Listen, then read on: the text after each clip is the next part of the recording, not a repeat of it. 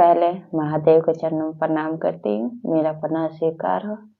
मैया पार्वती के चरणों में प्रणाम करती हूँ, मेरा प्रणाम स्वीकार हो। कार्तिक गणेश दोनों भैया के चरणों में प्रणाम करती हूँ, मेरा प्रणाम स्वीकार हो। सभी देवी दुर्गा के चरणों में प्रणाम करती हूँ, मेरा प्रणाम स्वीकार हो। आप सभी गुरु भाई बहन के चरणों में प्रणाम करती हूँ, मेरा प्रणाम स्वीकार हो। महादेव से दया मांगते कि हे महादेव, मेरे जितने गुरु भाई बहन है सब पे दया कीजिए, पल पल दया कीजिए। गुरु भाई बहन, आज मैं आप लोग को जो कथा सुनाने जा रही हूँ, एक माँ ने कैसे अपने बच्चे को बलि दिया। कथा बहुत सुंदर है, शुरू से अंत तक सुनिएगा। अगर कथा अच्छा लगे तो मेरे वीडियो को लाइक कीजिएगा, चैनल को सब्सक्राइब कीजिएगा। कोई भी कथा आधा अधूरा नहीं सुनना चाहिए। आधा सुनने से महादेव का अपमान होता है, पूरा सुनने से ज्ञान होता है।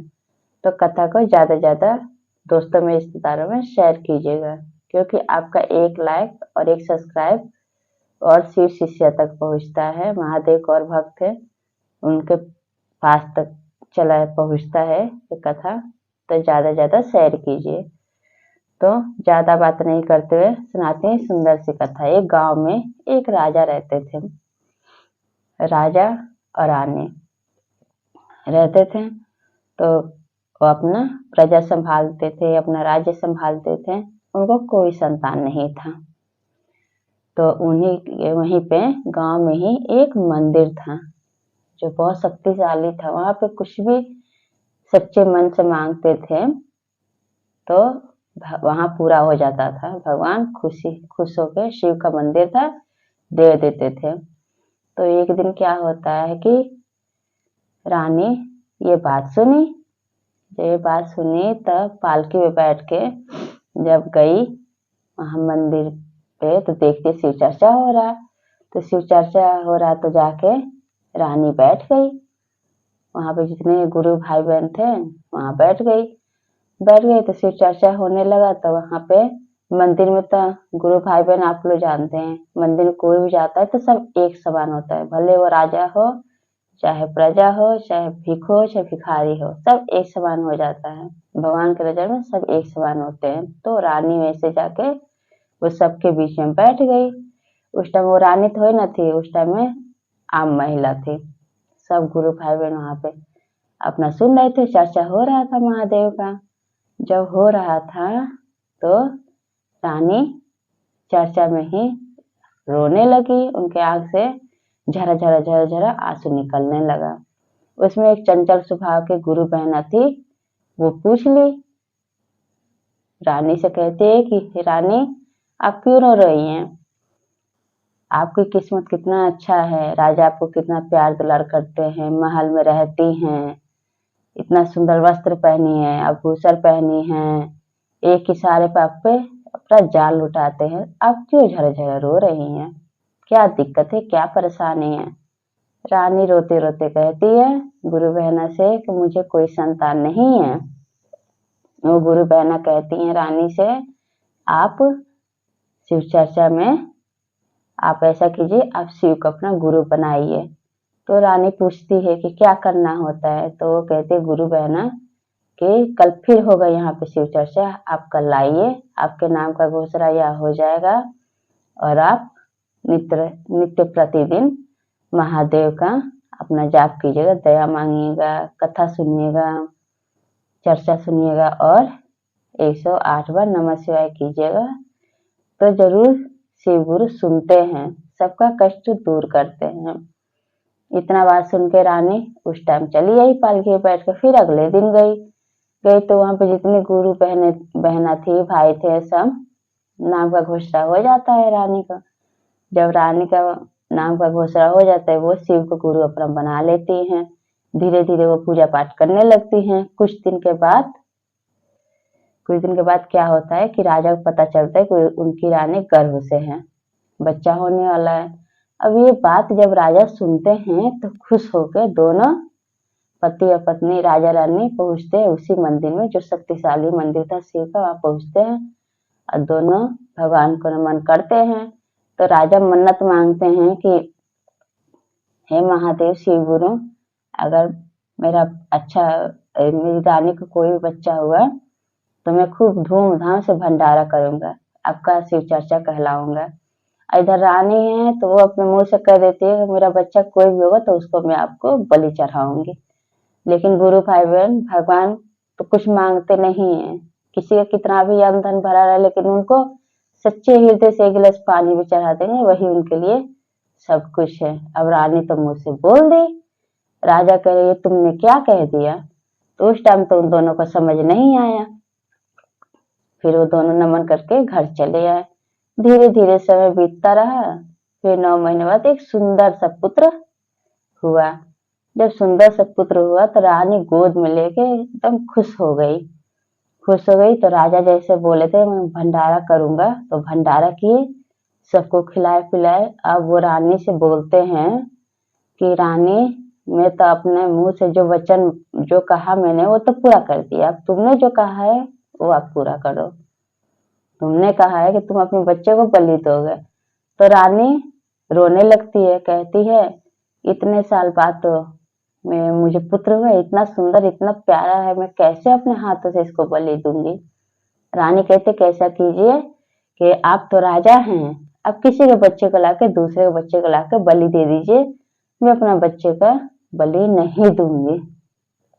अब ये बात एक मल्लाह को जब पता चलता है तो उसके 3 बेटे होते हैं। तो क्या कहती है वो, उसकी जो घरवाली होती है मल्लाह के, तो वो कहती है कि आप ऐसा कीजिए एक लड़के को ले जाकर दे आइए। तो मल्लाह कहता है बड़े बेटे को तो मैं दूंगा नहीं, वो तो मेरे हाथ में मुझे हाथ बटाता है काम में, वो मेरे साथ जाता है, जो जो काम होता है तो साथ साथ करवाता है, बड़े बेटे को दूंगा नहीं। तो मल्लाह की पत्नी कहती है कि छोटे बेटे को मैं दूंगी नहीं, मैं कितना भी बाहर काम करके आती हूँ, अपने बेटे को अपने गोद में उठाती और छाती से लगा लेती हूँ तो सारा थकान खत्म हो जाता है, तो छोटे वक्त को तो मैं दूंगी नहीं। तो मल्लाह की पत्नी कहती कि बीच वाले को दे दो। मल्लाह भी कहता है ठीक है बीच वाले को ही दे दो बलि चढ़ाने के लिए।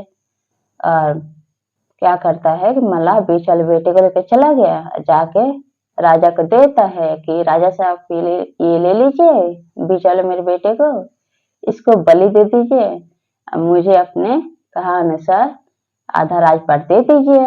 उसको धन का लालच था, उसको बच्चे का लोभ नहीं था। तो राजा ले लेते, उसके बेटे को ले लेते, बीच वाले को आधा राजपाट दे देते, वो धन दौलत पाके बहुत खुश होता है। मल्लाह अपने घर आता है, उनका गरीबी दूर होता है। मल्लाह उसकी पत्नी वो अपने दोनों बच्चों को लेकर खूब कुशल पूर्वक अपना दिन काटने लगते हैं। फिर क्या होता है, अब वो रानी राजा उस मल्लाह के लड़के को लेकर चले जाते हैं मंदिर में, उसी शिवालय में चले जाते हैं, जाके पूजा पाठ वो करने लगती है बलि देने के लिए। और वो लड़का एक कोने वहीं पे बैठ के मंदिर के सामने चौतरा बैठ के कहता है कि हे महादेव, बड़ा बेटा तो अपने बाप के काम में हाथ बटाता है, छोटा बेटा माँ का लाडला है, वो थकान मिटाता है, अभी चला बेटा है वो किसी का नहीं है, से हे महादेव मेरा तो कोई नहीं है, न माँ ही है न बाप ही है, कोई नहीं है। अब ये बात जब सुनते हैं महादेव, मैया पार्वती पर्वत बैठे, तो मैया पार्वती कहती कि हे महादेव इतना प्यारा बच्चा है ये, अब बताइए इसको कैसे कोई बलि देगा, रानी कैसे देगी बलि इसको, आप कुछ कीजिए, आप इस बलि को रोकिए। तो वो अब सुनते हैं महादेव, तो वो एक साधु का रूप धारण करके आते हैं, वहां शिवालय में पहुंचते हैं। जब वहां पे शिवालय पे पहुंचते हैं तो क्या होता है कि जब पूजा वूजा करके और वहां पे उसको लिटा देती है बलि देने के लिए, और जैसे तलवार उठाती है रानी बलि चढ़ाने में, तो फिर वो लड़का ऐसे कहता है और नमन करता है कि हे महादेव, बड़ा भाई है वो बाप का हाथ बटाता है, छोटा भाई है माँ का थकान मिटाता है, अब बीच का जो लड़का है उसका कोई नहीं है, न माँ है न बाप है, कोई भी नहीं है। अब इतना बात जब रानी सुनती है उसके हाथ से तलवार गिर जाता है और झर झर झर झर रोने लगती है। जब झरा झरा रोने लगती है तो यही कहती है महादेव से कि हे महादेव, जिस तरह से मैंने 9 महीने अपने कोख में इस बच्चे को रख के पैदा किया है, जितना दुख तकलीफ से मैंने पैदा किया है, उतना ही दुख तकलीफ से इस बच्चे को इसकी माँ पैदा की होगी।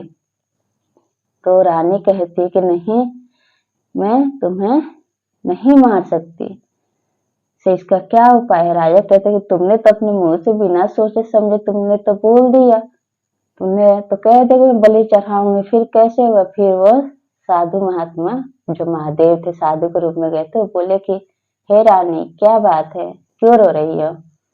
तो बोलती है कि ऐसी सी बात है, सब बात बताती है महादेव को, वो साधु को। तो साधु कहता है कि ऐसा कीजिए कि आप इस लड़की का बलि मत चढ़ाइए, आप ऐसा कीजिए कि आपका जो लड़का है उसका एक काली उंगली जो है उसको काट दीजिए, उसका 2-4 बूंद आप चढ़ा दीजिए, इससे बलि भी चढ़ जाएगा और उससे आपका बच्चा भी सही हो जाएगा। अब बाद में उंगली ठीक हो जाएगा, दवाई लगा देंगे तो। रानी कहती ठीक है। तब तक बच्चा कहता है, 7-8 साल का जो बच्चा है, तो कहता है कि देखो महादेव मेरा बलि भी लेना स्वीकार नहीं कर रहे हैं, मैं किसी काम का नहीं हूँ। जब वो रानी बोलती है उसके बाद कि तुम ऐसा करो, अब तुम अपने माँ बाप के पास चले जाओ, तो कहता है कि नहीं नहीं, मैं नहीं जाऊंगा माँ बाप के पास, मेरा कोई नहीं है, ना माँ है, बड़ा भाई है तो बाप का काम में हाथ बटाता है, छोटा भाई है तो माँ का थकान मिटाता है, अब बीच का है तो किसी काम का नहीं है, इसीलिए तो वो राजा सबको बलि चढ़ाने के लिए दे दिए, मैं नहीं जाऊंगा, मेरा कोई नहीं है। अब तो देखो मेरी किस्मत, रानी और राजा दोनों से कहता है, अब मेरी किस्मत तो देखो कि भगवान महादेव मेरा बलि भी लेना स्वीकार नहीं कर रहे, क्योंकि मैं किसी काम ही का नहीं हूँ। अब रानी क्या करती है कि अपने लड़के का जो काली उंगली है वो काट के 2-4 बूंद वहां गिरा देती है, बलि देती है। और उसके बाद जब यह सब बात उस लड़के के मुंह से फिर दोबारा ये बात बोलता है कि बड़ा भाई है तो बाप के हाथ बटाता है काम में, साथ साथ जाता है, छोटा भाई है तो माँ का थकान मिटाता है। अब मेरी किस्मत देखो, कितना किस्मत कमा रहा हूँ कि महादेव भी मेरा बलि लेने के लिए तैयार नहीं है, मैं किसी काम का नहीं हूँ।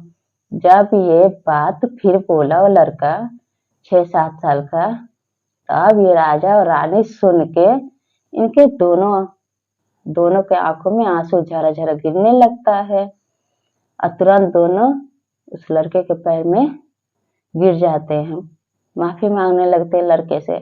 और इतना बात सुन के महादेव तुरंत वहां प्रकट हो जाते हैं, तुरंत वहां आ जाते हैं और आके और कहते हैं राजा से कि ये राज्य का राज पुरोहित रहेगा, इसको मैं घोषणा कर रहा हूँ आज कि ये राज पुरोहित रहेगा।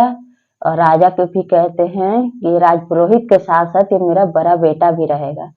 मैं आज घोषणा कर रहा हूँ अपने राज्य में सब प्रजा के सामने कि मेरे एक बेटे नहीं 2 बेटा है। इस तरह से महादेव ने राजा रानी को दर्शन दिया और सबका कष्ट सबका दुख दूर किया और मल्लाह के लड़के का भी जिंदगी बचा दिया, उसको बलि चढ़ने से उसको भी बचा दिया और राजा के लड़के को बलि नहीं चढ़ने दिया। तो इस तरह से महादेव ने इतना दया बरसाया उन लोग पे, अपना दया किया, दया बरसाया। तो ऐसे मैं भी महादेव से कहती कि हे महादेव, जैसे मेरे गुरु भाई बहन इन सब पे दया कीजिए, अब मैं इतना आपसे दया मांगती हूँ कि मैं जब तक जीऊँ मुझे इतना दया कीजिए कि मैं आपका हमेशा ऐसा चर्चा करती रहूं, उसी चर्चा सबको गुरु भाई बहन को सुनाती रहूं। तो सब बोलिए हर हर महादेव, मैया पार्वती।